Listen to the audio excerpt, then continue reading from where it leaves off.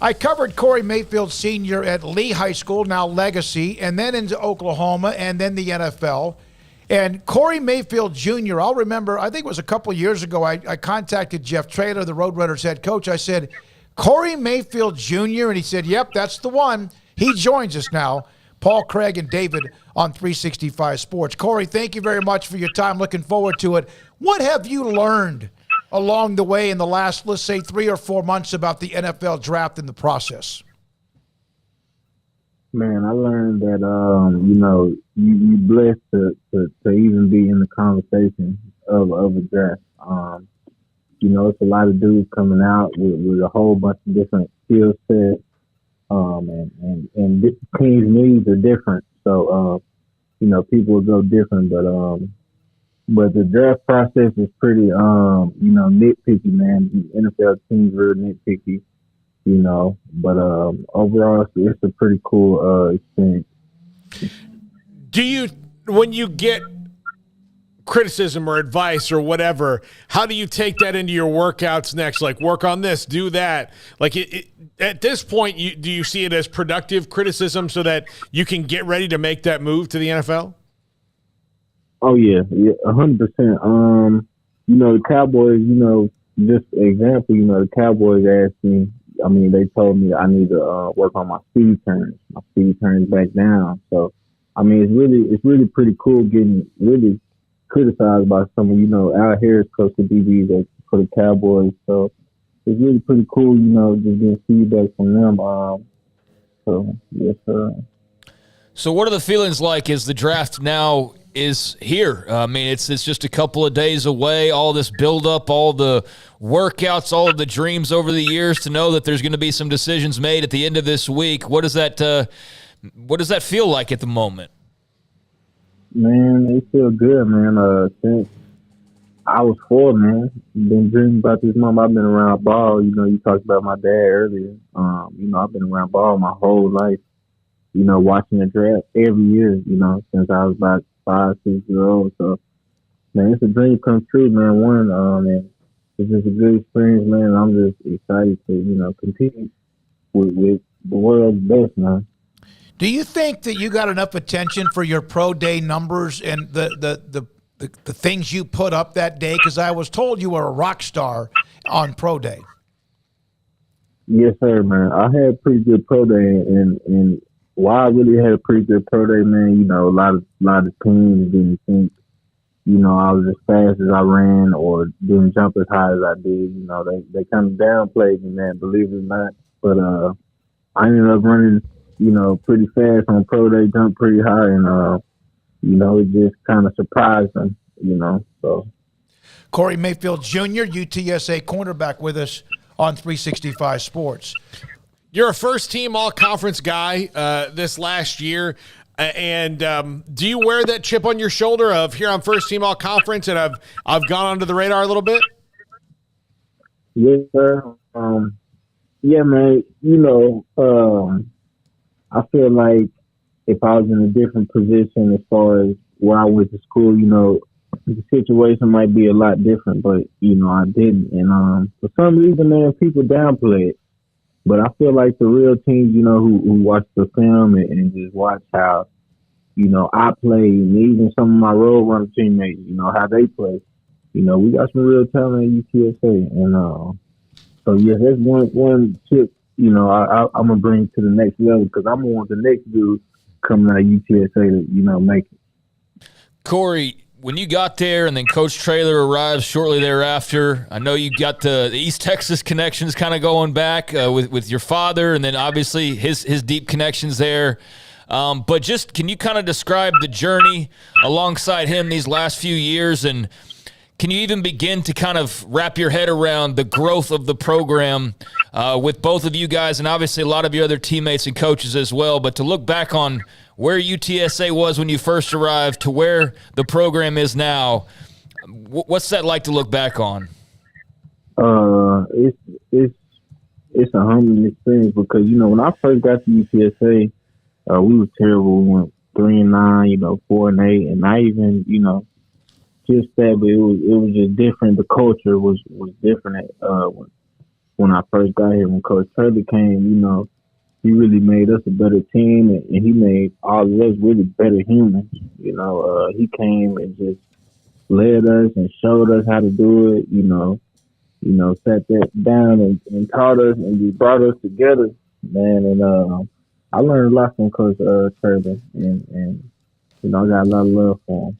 Can you try to tell me why you had the nickname Little Bad Corey? Little Bad Corey. To be honest, man, I talk a lot of trash on the field. Now, I have a lot of fun at practice. You know what I'm saying? I'm always running around, hitting stuff. And so, Coach Thursday, he just started calling me Little Bad Corey. He told me that you were a little blank, and then you became a single-digit player, which means the players trusted you. What did that moment mean to you when you got the single digit? Man, it felt good. We vote on it as a team, and it's just not our coaches. Our teammates, people who play vote on it. So when you got respect from your whole team, having that number 2, man, it's a good feeling. It's a good feeling. 7 interceptions, 26 passes defended, big numbers that you put up, and you also were not afraid to stick your head in and make a tackle.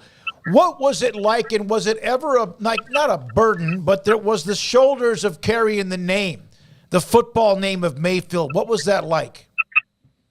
My dad really always kind of taught me to kind of be better than him, and you look down and I look up to my papa, rest his soul. It's really an honor. You know what I'm saying? My papa carried it pretty solid. I say my dad carried it pretty solid. I feel like now it's my turn. I gotta just keep the legacy going and just make it bigger. So I wouldn't say a burden. It's really an honor. You know what I'm saying, to have this last name, and hopefully, not hopefully, I'm gonna do something with it. I got to, because I got people depending on me, and I got people looking down on me. Well, you have. There's no question that he was a hell of a player. I covered him in high school when he was at Lee. Covered him when he signed with Oklahoma and played there, and played for a team at Lee that made the playoffs for the first time in a long, long time. Have you ever seen any video of him? I was going to say, back then it might have been like VHS tapes or whatever else. Did you ever show him playing? Man, believe it or not, I did. Man, I watched that whole year. Man. I watched him hit Beckham on kickoff. He had smashed him. I think that was Beckham, was it? I don't remember. Uh-huh. But him, and then I seen him, he broke his foot in the state game. Yeah, against Waco High.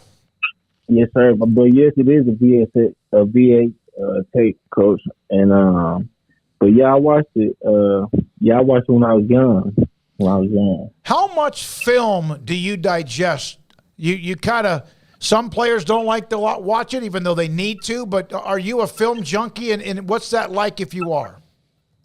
Man, I am a film junkie, and it's pretty cool, man. You watch all types of stuff. During the season, you watch, my opponent, but times like now, I watch myself and some of the best to do it in the world, like Patrick Pan, Xavier Howard. It just gives you a good feel on the game. And then I'm a visual learner, so if I can see somebody do it, I feel like I can go out there on the field and do it myself. Yeah. Who is your favorite fan watching you play? My favorite fan got to be my granny or mama. Is that Tiona? Tanya. Tanya. Mm-hmm. Okay, yeah, she jumped in on our chat room when we got the interview started with you and asked him who his favorite fan is, and so I was making sure you answered it right. You took care of that. That's a good deal. All right, couple of things. You mentor young kids or young boys and girls. You're incredibly loyal. What is it like to give back to the youth that maybe look up to you the way you look up to others that you're playing with or hope to play with in the NFL? I just feel like, I just want to make everybody, get the knowledge I had. You know, when I didn't have that knowledge, like these young people coming up now. You know, I like to mentor these people because, you know, sometimes I see something myself in some of these people. And, you know, I just want people, you know, just be better than me, really. And I want to bring people along with me. So, you know, and I kind of got that from my dad, too. You know, my dad, you know, who tried to help a lot of people. He helped a lot of kids, you know, growing up. So, yeah, I think that's one of my blessings. God. That's I'll never forget, by the way, you mentioned him breaking his foot. It was at Texas Stadium, which is no longer in existence, where the Cowboys used to play, a high school stadium that hosted a pro stadium that hosted a bunch of the high school games like they do now in Arlington. All right, so let's take yourself to head. Whatever it is, whatever day it is, the phone rings. You have your agent, and the phone rings. And whoever the team is, they're calling to tell you that they're wanting to draft you. Have you thought about that moment and what that might be like? I kind of thought about it, you know. I've always wondered what that'll feel like, man. So it's something I always kind of wondered about, and I'm getting more and more excited the closer we get to it. I just know all the work, you know, my mama, my dad, you know, myself, you know, my team, you know, all the work we put in to get to this moment, you know, I'm sure it's going to be a surreal moment. Well, the UTSA is beginning that pipeline. Obviously, cornerback Tariq Wooten and what he did. From Tanya, one more time, and then we're going to let you go, Corey. Oh my God, I remember him when he was a baby to a toddler. Now look at him. He has good genes. His mom and dad love you, cousin. You are the best. Right. Mom's is the best. Thanks for your time. And Corey, do you have a chip on your shoulder? Are you waiting to maybe even open that up a little bit when you get to the NFL? Yes, sir. You know, I feel like, you know, I'm one of the best in the nation, you know, coming out of the draft. And, you know, I feel like I'm kind of downplayed. And I feel like it's just because some of the circumstances I was dealt with.